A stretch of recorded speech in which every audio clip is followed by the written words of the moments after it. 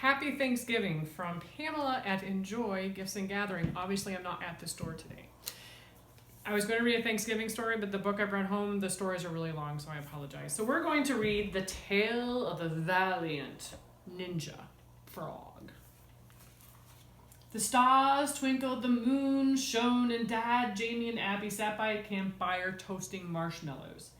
Tell us a story, Dad, said Jamie. Yes, a story, said Abby. What kind of story? Asked Dad. One with the prince, said Jamie. And the frog, said Abby. And the princess and the witch, said Jamie. Don't forget the frog, said Abby. And, said Jamie, a monster. Right, said Dad. Ready? It was a dark and stormy night, and at the bottom of a horrible mountain, in the shadow of a horrible castle, deep within a horrible forest, were the heroes. There was a prince and his horse, handsome, brave, and bold. There was a princess, cunning, beautiful, and secretly known as Fingers Malloy, daredevil jewel thief. And there was a Bogart the Witch, magical, mysterious, and occasionally a ninja. What about the frog? Asked Abby. Oh, yes, said Dad. There was also the witch's tiny frog, just as big as your thumb, who she kept tucked away nice and safe. He's always being kept safe, complained Abby. Can't he be a hero too? He's too small, said Jamie. But he's very brave. Too small, said Jamie. Humph, said Abby. Our heroes were there because the dreadful ogre named Grumber the Gruesome. Grumber the Gruesome was enormous. He had warts the size of plates. His hands were as big as tables, and the breath from his vast mouth carried the awful stench of broccoli. Yuck, said Jamie. I like broccoli, said Abby. He was a rotten meanie, and he'd stolen all the keys to the kingdom. Without their keys, no one could do anything. They couldn't get into their houses. They couldn't start their horses. It was chaos. Like the time I actually accidentally dropped your key down the drain? Asked Jamie. Yes, said Dad. Exactly like that.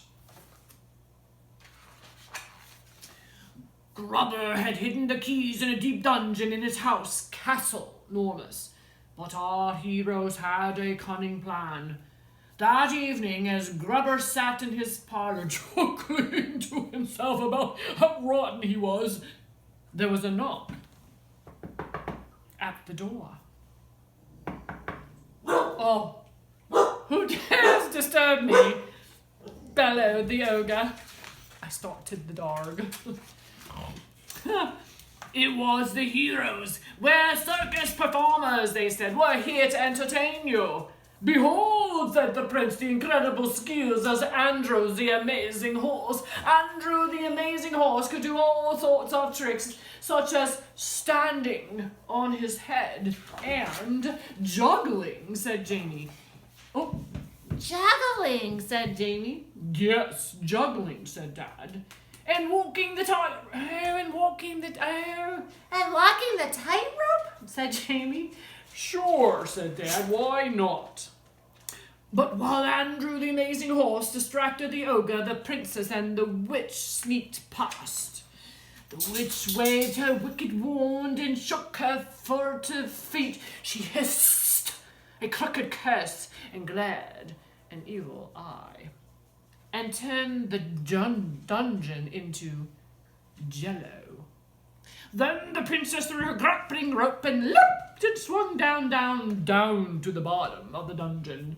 And there they were, all the keys to the kingdom. Wait, said Abby. What did Barry do? Well, who's Barry? Asked Dad.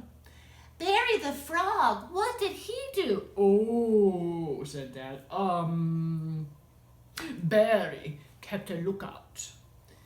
That's boring, said Abby. Barry never gets to do anything. I told you, said Jamie. He's far too small to be important. Humph, muttered Abby again. The princess scooped up the keys, and the witch hauled her back up. But then, suddenly, the alarm went off. That's right, in the huge clanging bell through the castle. And then Grubber ran after them and caught them all. He did, said Dad. Is in his huge hairy fists? And then, said Jabby. Grubber roared, I'm going to gobble you up. Oh no! Gasped Dad and Abby. So how did they escape? Asked Jamie. Said Dad. He stopped. He scratched his head. I don't know. I know, Said Abby. Wait, I know, Shouted Jamie. the prince fights Grubber. But Grubber's too strong, said Dad. I know. Said Abby. Maybe the witch does some magic? Asked Jamie. But she can't wave her wand to cast a spell, said Dad. Stop, shouted Abby. I know what happens. Barry, the valiant ninja frog, rescues them all. No, Sighed Jamie. he can't fight Grubber. He's far too small. Exactly, said Abby. He's so small that he could creep between Grubber's fingers. And then Barry, who was also a ninja, snuck around Grubber's back and then up onto his head. And Grubber stumbled about and lost his balance and fell over. And he dropped the others, and together they tied him up. And everyone got their keys back, and they said, "Thank you, Barry the valiant ninja frog. You have saved us." Because even though he was small, he was still a great hero. The end, said Abby. Wow, said Jamie. Good story. Well done, Abby. Said Dad. Thank you, said Abby. Barry did most of it. The campfire had died down, and it was almost time for bed, and Jamie and Abby snuggled up close to Dad and gazed at the nice sky and the twinkling stars above them. What story shall we have tomorrow? Yawned Jamie sleepily. What do you think, Abby? Asked Dad. Abby looked at the stars. She said. I know. Space pirate bears! Of course, said Dad, and he tucked them into their camp beds and kissed them. Good night.